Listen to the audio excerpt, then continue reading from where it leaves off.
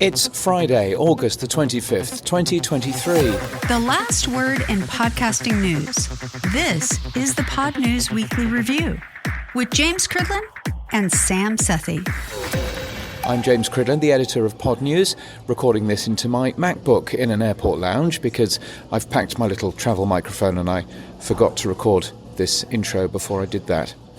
Today, a special edition of the New Media Show and the Pod News Weekly Review, live from the show floor of Podcast Movement 2023 in Denver, in Colorado. We're sponsored by Buzzsprout, powerful podcast hosting with remarkable customer support. And on the show today, Rob Greenlee, who's working with SteamYard and Nomono, and Kavanaugh from the OSSA Collective. And the first voice you'll hear, straining a bit to make himself heard over the noise in the expo hall, as you can probably tell we all were, the CEO of Blubrry, Todd Cochrane. So, of course, there was a big acquisition here a few weeks ago with the Script buying Squadcast or acquiring or however it might be. So what does that tell us about the podcast market today? Are we going to see more consolidation? Where's this headed? James, you want to start? Yeah, I think this is, and greetings everybody, it's wonderful to be back. I think it's really interesting. It's a really interesting time seeing lots of different tools that podcasters are using, basically consolidate. So now Descript has a remote recording tool. If you look at Libsyn, they have a remote recording tool. Descript has editing with text, and there are other podcast hosting companies working on editing with text, and all of this stuff is going on. And so I think what we're seeing is less, sets of different companies doing stuff, and more large companies who are offering a whole range of tools to work on. But it isn't interesting that Squadcast does support video and audio, so does the Script, so it's a perfect fit. So does that really mean that we're seeing a convergence in audio video? What do you think?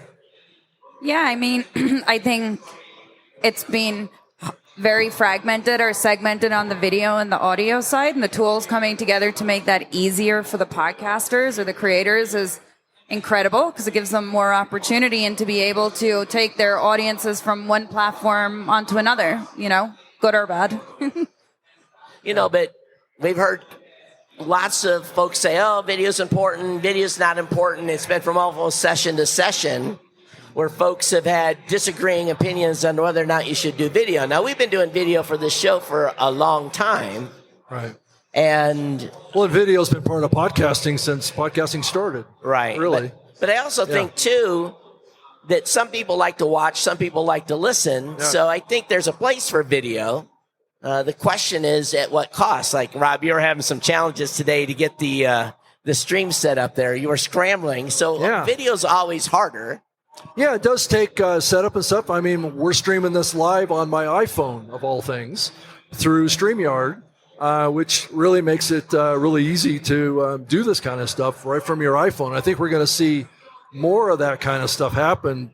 Really, the simplification of doing this is really, technology is really helping with that now. And it's really exciting to see the production of content to be as easy as it is today. And I think it's going to get easier, too. Yeah. So how many of your podcasters are using video at OSSA? Really great question. I think right now we actually just started offering the opportunity with the simulcasts. I want to say maybe 10% have already opted in with their video.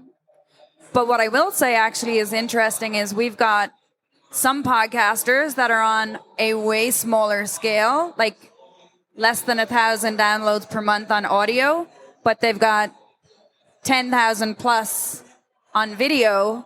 And so those podcasters have been restricted in their access to brands because there hasn't been a way to be able to reconcile or consolidate it. Now they have an opportunity because we're able to track across platform and with some of the attribution solutions, Yeah, I think it's an exciting time. I think video coming into the space, becoming more of an emphasis, is nothing new, but it's also, I think, just like I was saying, it's about the tools getting simpler to use, and podcasters just need to have really a strategy for how they're going to merge audio with video and to do it in a way that's right for the audience. I don't know. What do you think about the convergence here? Yeah, I think it's fascinating seeing, a ton of different converging things going on. Lots of talk about video, lots of, clearly, podcasting, audio podcasting is still... I can hear Adam Curry spinning in his grave if I'm talking about audio podcasting. He'll be shouting at me next week. Definitely. But I find the whole thing interesting, and I think it goes to show there was some research that was talked about today here at Podcast Movement about 75% of normal people out there who listen to podcasts think that podcasting can be video or audio. And I think from my point of view, I think that podcasting is an audio-first experience that may or may not have video, but if you can close your eyes and still enjoy it, then it's probably a podcast. Right. I mean, if the listener thinks it's a podcast to them, right? So that's what we're seeing. I think YouTube is really pushing the envelope on this in the perception of consumers or listeners or viewers, right? If it looks like a podcast, it must be a podcast. So I think it's really interesting what's going to happen. James, you broke some news today about YouTube and what they're doing and what's coming up. So why don't you tell us about it? Yeah, I mean, I think, YouTube's move into podcasting is in equal parts exciting and terrifying. But I think the really interesting thing was actually something that Steve McClendon, who was here from Google yesterday, didn't say on stage, which is that the YouTube Music app will accept RSS feeds. And I clarified with him this morning, it's pass-through as well. So it will actually properly, in inverted commas, play RSS audio if you subscribe in that way. So you may have a choice in the future. Obviously, you won't be on YouTube properly if you don't upload your show onto YouTube, but at least you can have a listen to an RSS show on the YouTube Music app, right, which I guess, Todd, makes it a podcast app.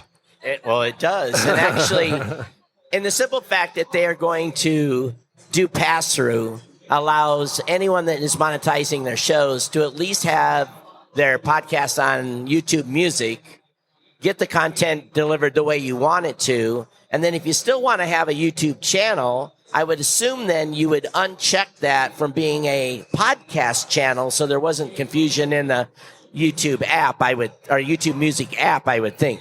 Yeah, I mean, I think if you're going to use it cleverly, and it's not going to be particularly easy from the start, but I think if you're going to use it cleverly, you would use YouTube for clips of your show, but make your full-length show available as an audio podcast, available through RSS, which is, by the way, the work that TikTok is currently doing as well, where they're encouraging content creators to produce clips rather than to put the whole thing onto TikTok, but link through to the podcast. I mean, I wonder, is that something that OSSA is doing?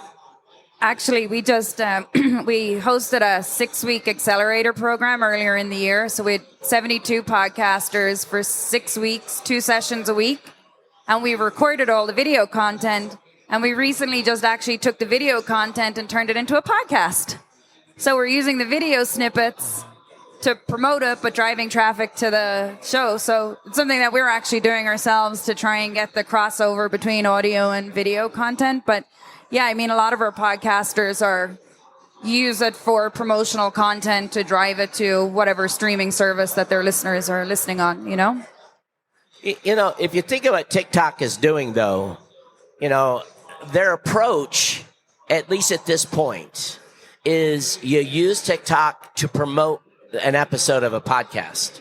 It's not going to be a direct listen app. It's a place where you could listen all the way through, but probably they won't. They'll probably use that more as a way to sample. So it's going to be really important, and I've heard many people say this many times, your first 30 to 60 seconds of your show is got to be the most important part of your content to get that lead in, to get people to stick and say, oh, this might be something I want to listen to more of. So you got to get them in and get them started and get them hooked quick, or otherwise they're just going to swipe up and you're going to be off the screen as far as TikTok goes. But there's also a perspective on this too, that each of these consumption platforms have a little different audience. So the issue with this strategy of using one to drive listeners to another may not pan out. So you may want to have a dual strategy, and that's kind of what I've been advocating for a little bit, and I think I'm starting to feel a little bit stronger about that. Now, granted, that adds a heavy lift to the creator to actually create like 2 different versions of their show or something like that. But I think if you can make one version that will work in both places, I think that's the best way to do it. But that may not be the right content for YouTube. And I do wonder about if you're primarily a YouTube creator that is producing your show like a podcast, that it may not make sense for you to submit your audio version to YouTube, right? I don't know. I mean, it's already going to be listed in YouTube Music as the video, right? So what's your comment based on what you learned? Is it going to make sense for somebody that has a full video podcast right now in YouTube to submit their audio version to YouTube as well? I think my understanding is that you submit one version to YouTube, and that's the version that goes on, and you can turn on or off the picture, but that's about as far as it goes. But I was listening to a Andrew Scott podcast. He was explaining how the YouTube algorithms work, and if you listen to a show and you skip out after 20 seconds, that is essentially telling the algorithm that show is rubbish. Now that is, if you listen to Wait, Don't Tell Me as a podcast, the first 30 seconds are the intro music and Carl Castle or whoever the new Carl Castle is, talking about, live from the such and such theater in beautiful downtown Chicago. All of that stuff will work really badly on YouTube in terms of the algorithm.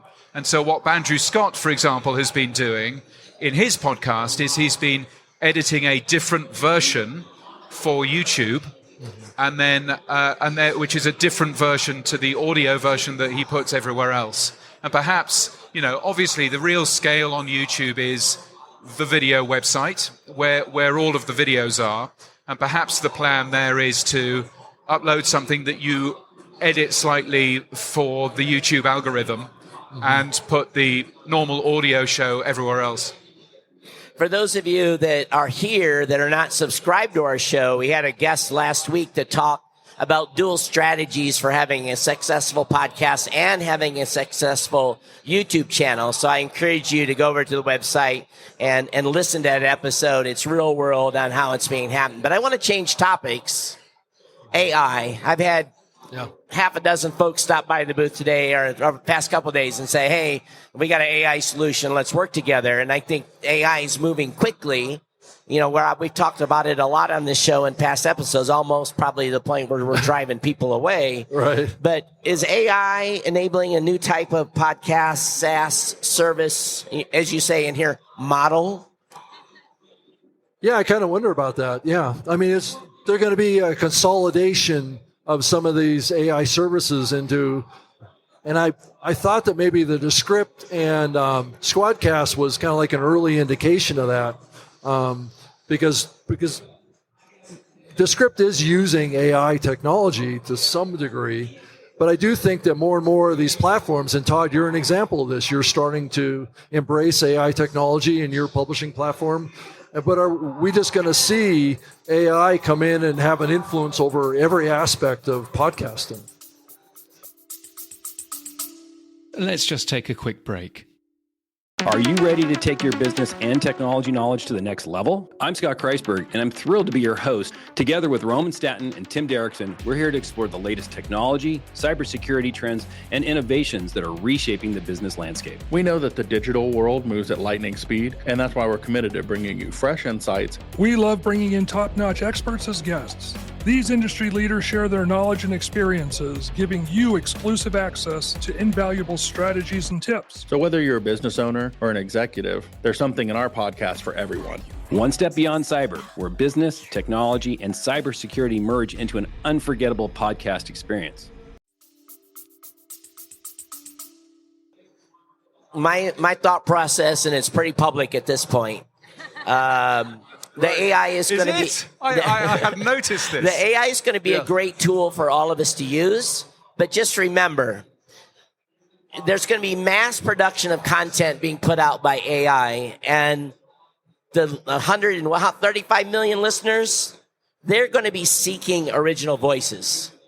So as long as we stick to our core and our original voices and don't let AI affect our content and our voices and our opinions and our stories, I think we're going to have a very, very positive future ahead. Now the AI tools can be used in pre-production, post-production, social sharing. I think that's all going to be fantastic. As a matter of fact, it already is, and we're already using the dumbest AI we'll ever use today. So Right. I think it's going to have a big change. Yeah, I was going to say that I think that the real benefit of AI is doing not necessarily the podcast itself, but doing some of the other stuff around the podcast. So the Pod News Weekly Review, which you may be listening to this on, which is sponsored by Buzzsprout. Sorry, Todd. Buzzsprout has AI tools built into it. So when you upload, it does a transcript. It then works out what the show notes should say. It gives you a title, and all of that kind of stuff, which is using Podium under the hood. And it's a very good first step to basically go, oh, okay, well, that's a job that I don't have to worry about right now. And I think that actually that's where AI is going to be super useful to us as podcasters. It's almost as if AI stands for assistive intelligence rather than anything else. Yeah. Well, I think that's a good use for it. And I think too is, and I'm sorry, what I've seen over 19 years of podcasting is podcasters are horrible at writing good episode titles, writing good show notes, because you're recording for your audience, but you're writing your show notes for Google. And if you don't give Google enough to chew on, of course your episodes are not going to be discovered. So I think AI will solve this for people that have been lazy in creating good show notes. Well, for us, we started working with Podscribe recently, and we're using it for all the air checks. And from an operational perspective, it's been night and day. Actually, Victoria sitting down there has to listen to all those episodes on a monthly basis. It's completely offloaded operational side for us. And then also internally, what we're thinking about, or how we're thinking about AI is, I think one of the challenges that exist in the market and the reasons brands continue to work with the same shows over and over again is because they're taking a risk on smaller shows that have no historical performance data. You don't know how they're going to perform. Is how can we leverage AI to understand what type of shows work best for brands based on shows that have, converted well in the past. So really thinking about how do we do that to unlock monetization for podcasters way earlier on in their career or their journey versus having to wait until they get to 10, 20,000 downloads, Right. Yeah, I think that tools, should be thought of as assistive right now. There may be a day when you can trust them, but I think that the big thing is that they need to give you choices. Give you 3 or 4 or 5 different episode titles to pick from. You can edit them still, but it just makes suggestions. And I was talking about this earlier today with someone. I was doing another interview, and I was thinking to myself, what if the AI really was smart enough to know what works the best with YouTube, what works the best with Spotify, and it makes those suggestions back to you based on that knowledge and that understanding. So it kind of takes the heavy load of the podcaster to know all these intricate details about how each of these platforms works. and how to reach the proper audience. And I think that the listening platforms are probably like that too. I think it also can help, depending how the platform you're using is configured.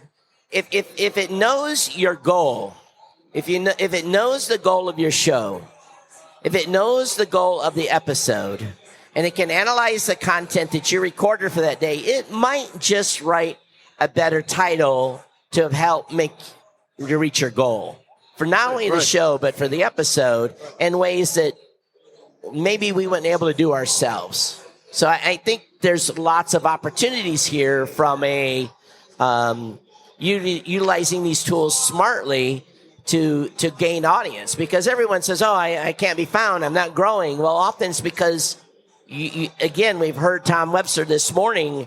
You need to be talking to that specific group and attracting them to your show.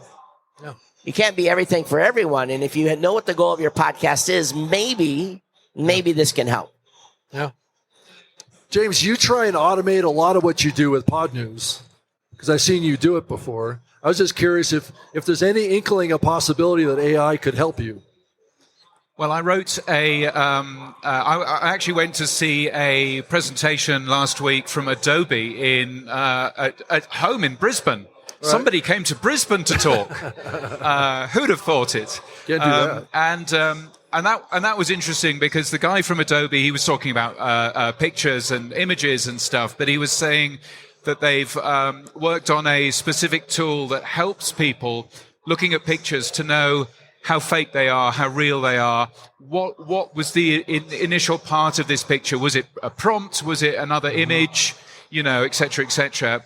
And I came home from that, and the first thing that I wrote was the AI policy, which you'll find on our About page, which basically says, we don't really use AI.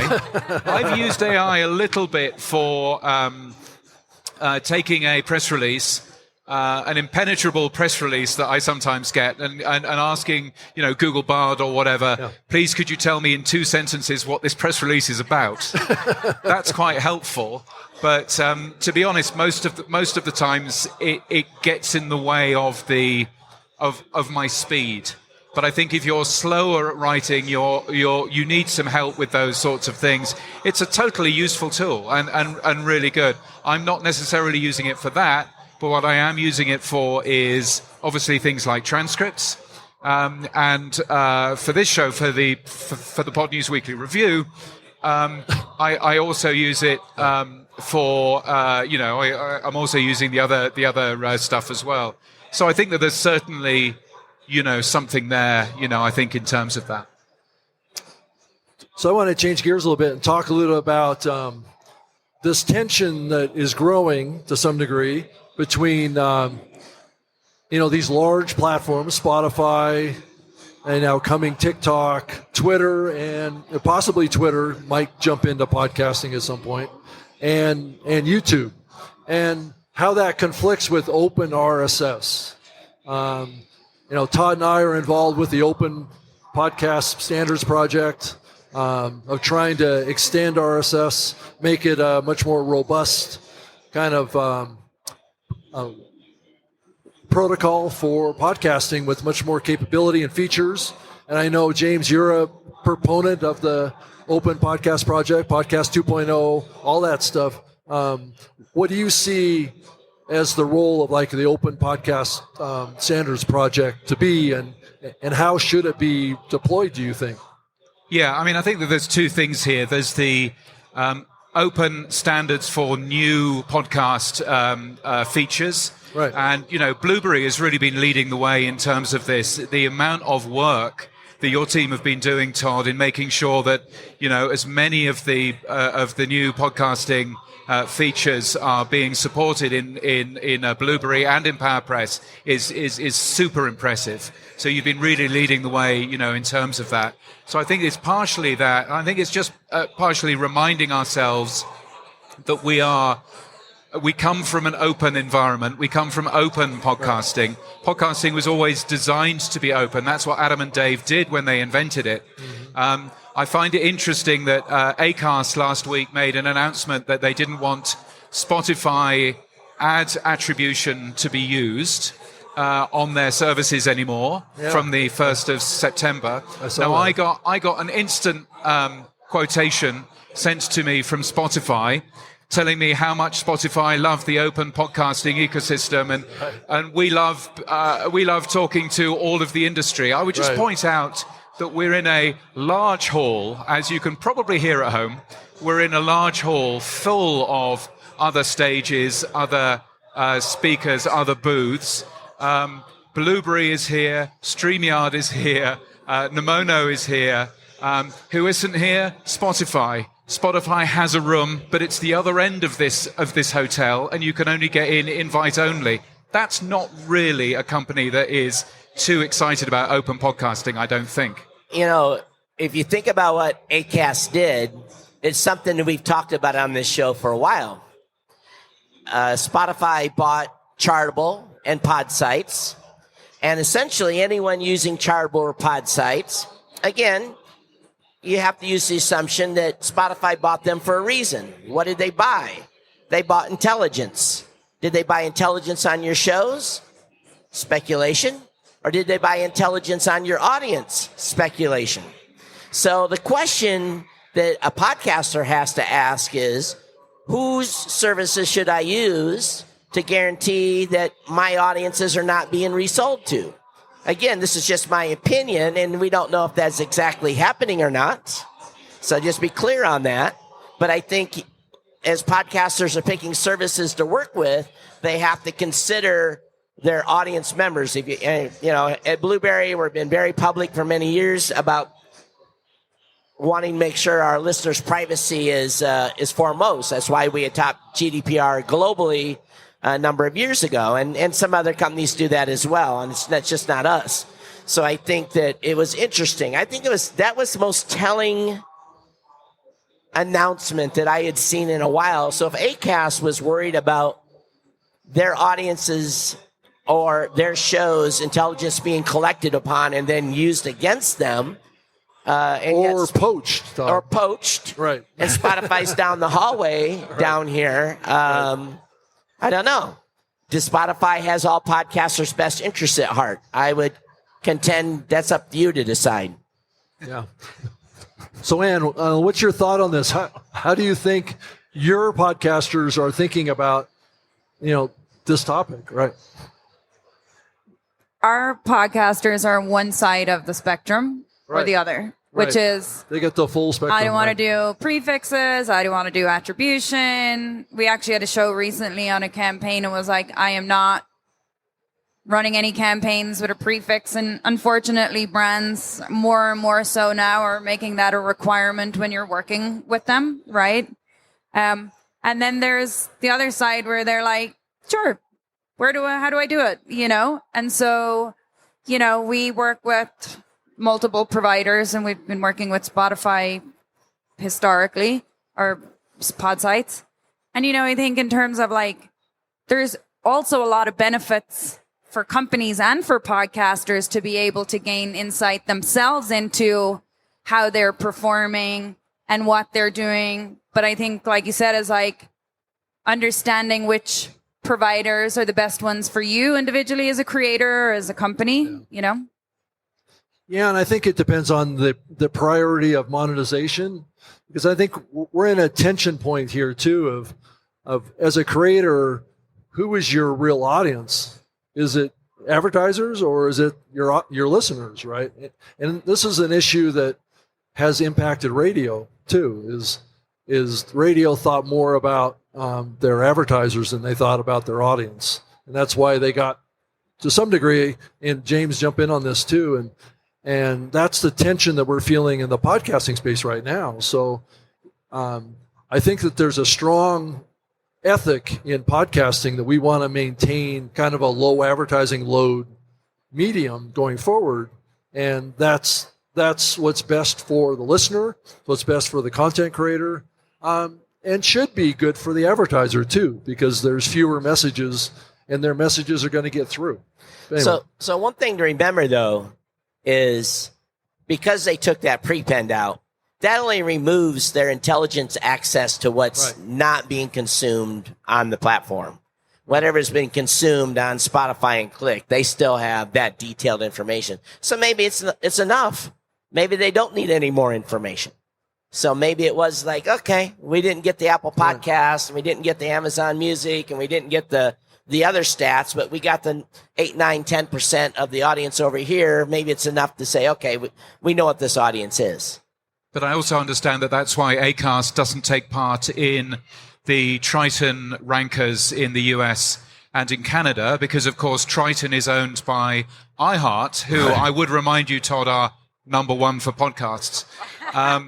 And so therefore, quite rightly, I think, that may well be one of their reasons. We don't really want to give our entire log files, thank you very much, to one of our competitors. So you can kind of see that consolidation has been helpful in some cases to the industry, but actually hasn't necessarily helped some parts of our industry as well. And for the average podcaster, it's not putting any money in their pocket when they want money put in their pocket. And that's where you guys come in. Yeah. And actually, this is a question we get asked a lot because we're host agnostic, right? So why are we host agnostic? For us, we want creators to be able to monetize without putting as many restrictions in as possible.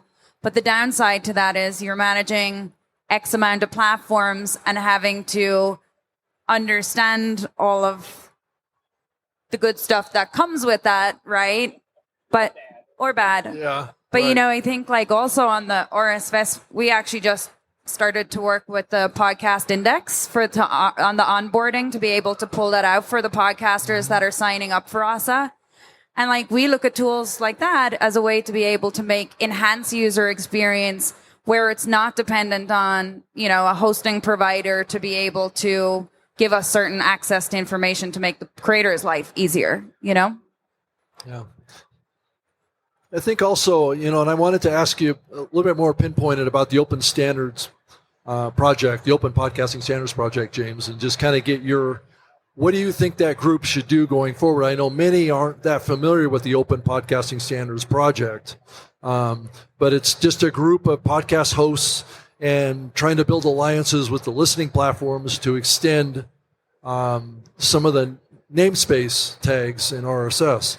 And I know you've been outspoken about the Open Podcast Standards Project, and I was just curious what you would recommend to that group going forward to help have more of an impact.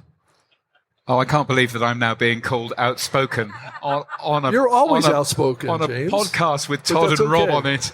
I think from my point of view, I was very excited about the Open Podcast Project because I saw this as being something which the Open Podcast Standards Project, because I saw this as being something which could bridge the gap between what some of the podcast hosts were doing, adding new features, transcripts being an obvious one here, and then talking to the podcast app developers.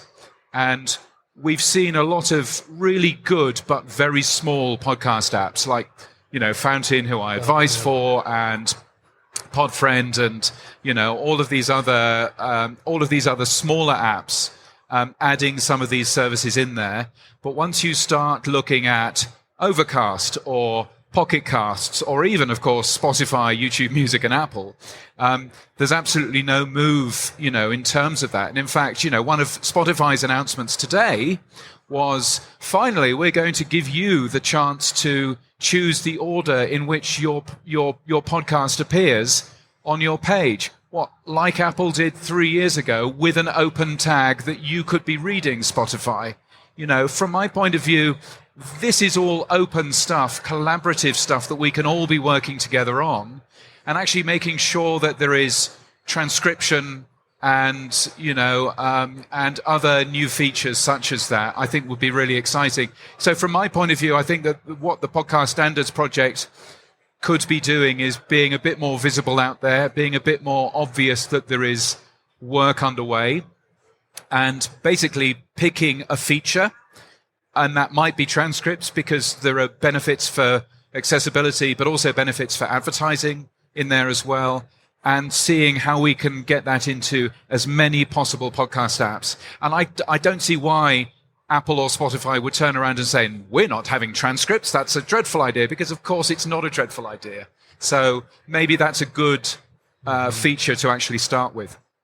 Yeah, I mean, if there's some pressure on them to some degree from competitive apps, but some of the competitive apps that have adopted some of these namespaces, they don't have big market share. So it's not like they're taking away market share from the big guys. And I think that's the challenge of the strategy of trying to launch with a bunch of small apps to try and get the big apps to add these capabilities.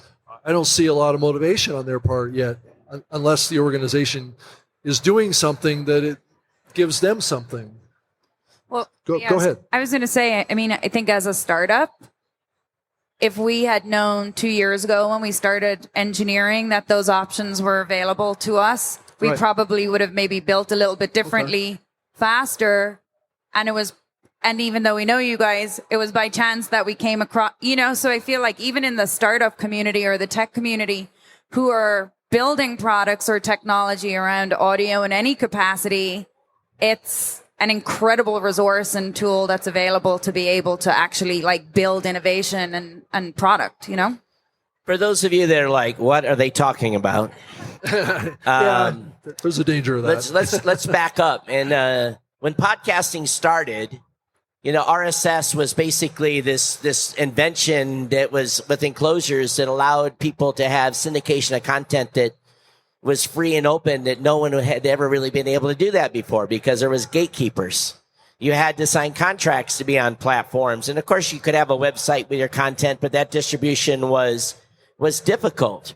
So when Apple introduced podcasting in 2005 into iTunes at the time, and remember, this is pre-iPhone, we're still iPod era, they set up a set of specifications that podcast hosts would follow that you fill out when you're hosting your show. Name of the show, description, those types of things that you've set up with your podcast host. From 2005, literally until probably 2019, 2020, Apple dominated that specification space, and Google added a little bit here and there. But in the end, they controlled the narrative. So starting about 3 years ago, Adam Curry and Dave Jones started the Podcast Index Podcast 2.0 initiative to add features to podcasting, to RSS, that would make podcast apps more robust. So to break this down so it's not technical for you, example, there's a tag that's commonly referred to as the credit tag. And all you do is you say, okay, here's the host name. Here's a link to his LinkedIn page, a picture of him, the co-host name, picture of him, a link to his LinkedIn page, my guest name, and so on. And what that can ultimately end up being is surfaced in the app when they click on the episode. That additional metadata is there. That's just one feature that is being done by Podcasting 2.0. So part of the challenges with the Open and PSP, the Podcast Standards Project, is as host and the participating apps, we're setting, hey, we are going to try to advance the space and adopt these new features to give podcasters more exposure, grow their show, make it more interactive for the audiences. The challenge goes back to what you were saying. Apple and the others, they move at their own speed. And, you talk with an Apple representative, and we're friends with many of them. They have their own language, and they're never committal to anything. You can ask nicely, and maybe 2 years you might see that feature in Apple Podcasts. Right. So it's a big challenge for us to get the big apps to move. But what you can do as a podcaster, number one, is ask your podcast host to adopt the Podcasting 2.0 tags and features, and then ask the apps that you use to add those features. You will have as much pressure on this growing ecosystem as anyone else, because you as a creator want your listeners to have the best experience, and we're trying to make that experience better. Yeah, and I think to add another layer onto that, the history has been when Apple makes any changes to their RSS namespace, the whole industry kind of like sits up and runs to adopt it. And that's one of the challenges here, is that Apple has been dictating to the podcasting medium for a long time. what features and what functions this industry has that aligns with their product and their service. And so what we're trying to do is kind of take that control back and say, we as an industry, we want to have a say in what these capabilities are across all of the listening platforms, instead of, basically being the tail that's wagged by the dog, which is what we've been up to this point. And you can start by trying one of the new podcast apps at newpodcastapps.com. Go try one of them as a podcaster and then see what this is all about. That's the best thing to do as well, to get educated on this. Yeah.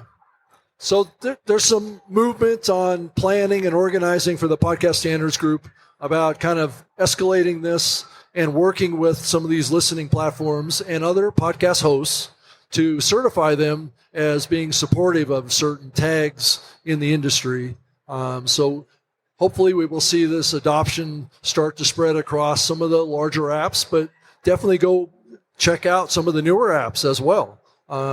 There's some fun features in there. It's called, I don't know, Todd, why don't you explain some of the cool features like the lit tag and things like that? I think it's just best for them to go try the apps, experiment, play around with them, and see what happens. And passing the buck. Yeah, passing the buck. So, hey, I do. We've hit on this for a while, but I do want to ask the audience one thing. How many of you here are new podcasters that have not created an episode yet? Oh, okay. So we have a few. I don't believe that. All right. So one thing as a podcast host that I see is someone will sign up for a hosting account and they'll never get to episode 1. So for those of you that got to episode 1, congratulations. You're already ahead of 50% that have started. But yet pod fading continues to be a significant problem because historically, and this is a number that I've talked about for many, many years, really about 50% of the people that start never make it to episode 7. And then 50% of those remaining people never make it to episode 20. And once you make it to 20, you've got a pretty good chance to making it to 2 years. So will some of this new stuff help us? I don't know. I mean, a lot of the pod fading, and I'm not sure we've clearly defined what pod fading is. There may be people in the audience that don't know what that is, but it's just when a podcaster starts and then they start to fade in their passion for podcasting. And eventually, after usually about 7 or 8 episodes, they kind of, no more new episodes get published. They quit. So, right. So from your perspective, why do you think that happens outside of maybe losing passion for it? Oh, I think there's a lot of reasons that people pod fade. And it's probably too many of them for me to even mention here, but life changes. People lose a job, or people just run out of stuff to talk about. I think this is where the niching down of your podcast can kind of bite you in the butt. Because if you niche down too far, you can kind of run out of things to talk about. So you have to find stuff that a topic or a genre that there's a lot of stuff that you can cover and a lot of people have an interest in. I don't know. What do you think about pod fading, James, as you think about the medium? Yeah, I mean, what we do know is that the thing that works in podcasting is consistency. This show, the New Media Show, goes out every single week. It is a consistent listen. You know what you're going to get when you tune in. Most of the time. Sometimes it turns out that it's just Todd shouting at Rob for 40 minutes. Did you enjoy that one recently? That was good. But so consistency is a massively important thing. And I think once you lose that consistency, once you drop a week because life has got in the way, or you drop a couple of weeks and then all of a sudden it's difficult to come back. But actually, that's also a business issue for podcast hosts, because you want people to come back and you want people to, be paying that monthly subscription. That's an important part as well. The thing that I also look at is the total amount of podcasts which are being updated. Every 90 days is the figure that I look at. And there's a massive big graph at podcastbusinessjournal.com/data. And that is showing quite a ski jump, and it's a ski jump going the wrong way. Downhill. And I wonder why there are currently fewer and fewer podcasts being Updated, kept, being worked on, and I wonder whether some of that is just actually it's still the end of the COVID explosion of new shows being made, because frankly we couldn't go anywhere, we couldn't do anything, but all of us could make a podcast, and I wonder whether it's a little bit of that. One thing I will say, and based on, I agree with James, if you look at the 10-day running average, we're down 50% from maybe 13 months ago. So it is a great time to be a podcaster. And here's why. That audience is still there. We're seeing indie growth now that is, 10, 12, 15%. Where shows have been stagnant for a long time. So audiences are seeking new content now. So this is a great time to make hay when others have hung up the microphone or hung up the headphones or whatever you want to say. Right. It's a great time to be a podcaster because it's a unique time, I think.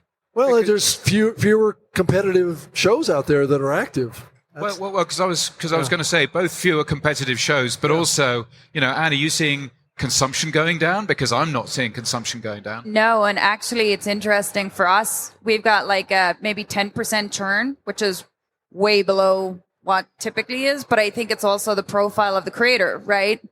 You have some that are content creators. I don't want to say they don't care about monetization, but that's just the icing on the cake for them, and they show up and then there's others that it's a business for them. So I think it's understanding too where they're at in their journey. And you know what? Sometimes maybe it might be okay that they just do 10 episodes and, so yeah, I think a lot of it is around the community engagement as well. It's like, how does the creator community support each other to keep on going? I think, but I think at the same time, I do calls with all of you, not you specifically, but podcasters every week. And the number one question continues to be, to me at least, how do I grow my show? And the first question I'm always asking podcasters now is, what is the goal of your show? And oftentimes I get a pause. And if you don't know what the goal of your show is, then how can you focus the content to grow your show? So that's a start. And number two, oh my God, please make it easy for your audiences to subscribe to your podcast when they come to your website, because if I have to click 3 times to find or follow your show, it's never, ever going to happen. And then the next question is, how do I make money with my show? Right, Todd? Yeah. So that's a whole nother topic. There's a millions of ways you can make money with your podcast, but I think both Todd and I realize that if we think back to the 18, 19, 20 years that we've been doing this medium, making money with your podcast has never been really the priority. So it's really a matter of building community, building an audience, and maybe you can monetize is kind of what always has been the thought process. So how does OSSA look at that topic? Well, all of our shows are there to monetize. So, right. But it might be, we've got some shows that are like 20, 30, 40,000 monthly listeners, and they've never monetized before. And they're like, I should probably start monetizing my audience. And then you have some shows who've, 10 episodes in, and they're like, I need to make money now. So I think, again, it's like the spectrum of who is the creator, where are they at, and also maybe advertising's not the right way to monetize. And, that can also be, if you have a business, you use your podcast to drive leads to your business and you make money that way versus, I think it just goes back to the audience as well. It's like, are your audience going to like it, or are they going to be like, I'm going to tune out now? It goes again back to the goal. Is the goal money? Is the goal authority? Is the goal to help someone? Is the goal to drive leads? What's the goal of the show? Yeah. And I would almost bet if I asked people to raise hands, how many of you is your number one goal of your show is to monetize? So a few. I would expect it a few more. Yeah. Because typically about 50% of podcasters want to monetize, but really only about 15 or 20% effectively do. Well, in those two topics, finding an audience and monetizing may be the answer to why we're seeing so much pod fading. Yeah, you could well be right. And I think, we when we talk about monetizing, there are some people who are thinking about thousands and thousands of dollars a month. But, and as I think you say quite often, Todd, there are some people here who are essentially, when they podcast, they're making enough money to pay for Netflix. They're making enough money to take, their partner out for a nice meal, or to pay the monthly installment on the car. Those are still incredibly useful things. And, yes, of course, we'd all like, thousands and thousands of dollars every single month from our show. But actually, even paying the Spotify bill is a useful thing. Yeah. Oh, it's always good to make a little bit of money on your show, and that's a little bit of a success right there, right? But it also goes back to there's lots of ways to monetize. There's my show. I've always had the ability for listeners to donate through what I call fiat funding coupons, which is like PayPal. They can send money to the show that way. I've had a sponsor for the show, which has been a traditional sponsor, which is my sponsorship's a little bit unique, but I'm also participating in the new value for value. And this is something you should think about for your show and your audience. The biggest mistake is not asking. Many of you, I listen to your shows and you don't ask your audience to donate. You're afraid to ask.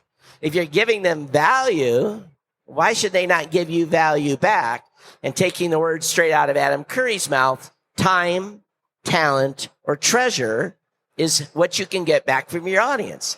What's the talent part? The talent could be contributing articles that you're going to cover in your show or suggesting a guest. What's the time component? The time component may be helping with chapters, maybe helping with show notes, helping with social. And treasure, some people don't have talent or time, but they do have treasure. So then giving money back to the show in a monetary value. So I think the value for value model, if you think about it and are willing to ask your audience, is something that's an applicable way to earn money besides straight doing advertising. Although I do both. Hey Todd, would you like to take questions from the audience? Yeah, you want to do that? and we can. We got a few minutes to take questions, and at the same time, I can go out in the audience and all right. Does anybody have Does anybody questions? want to ask any questions? Okay. Deshaun does. I know he does. Yeah. I think I dropped out. So okay. Yeah. I also wanted to say that this is being captured on a 360-degree video camera, so you'll be able to see with your question. Great show, by the way, everybody. So I've been podcasting for a long time, and the problem that I'm having is advertise. And I don't have an advertising budget to advertise my show, but I still want to monetize my show. And I do have a goal to monetize my show, but I also want to have more fan base. I have a different type of show with different types of statements.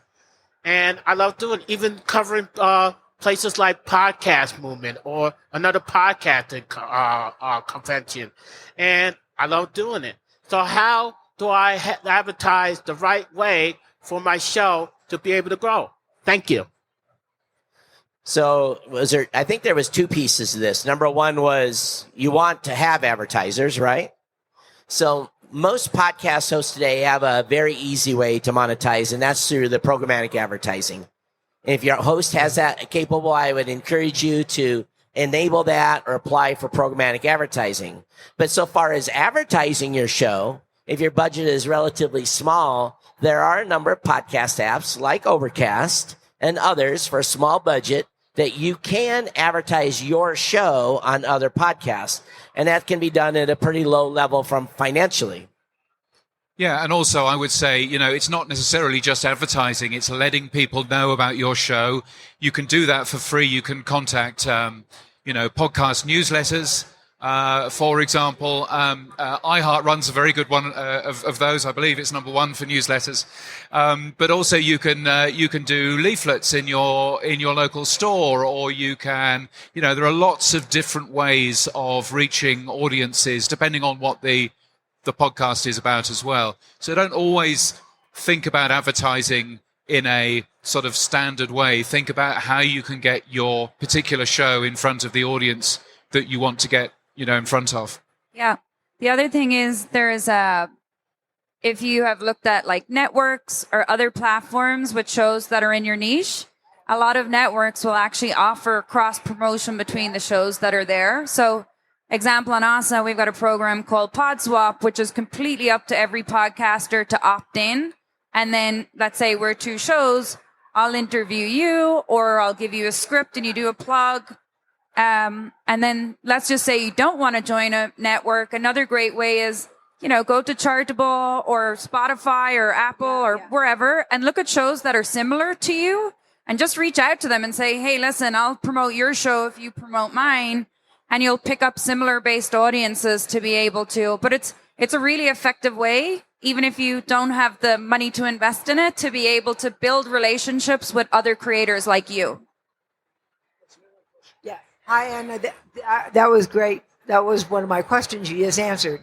I was a little bit late. I do have I have an OTT national network that reaches 10 million viewers per week. And I'm launching a podcast station and being able to promote a lot of podcast shows. My question to you is specifically, first podcast ads platform, is what does OSSA do, the bottom line? So we're a technology-driven platform that connects brands with podcast creators. We're host agnostic with no minimum download. You're in full control over the brands that you want to work with.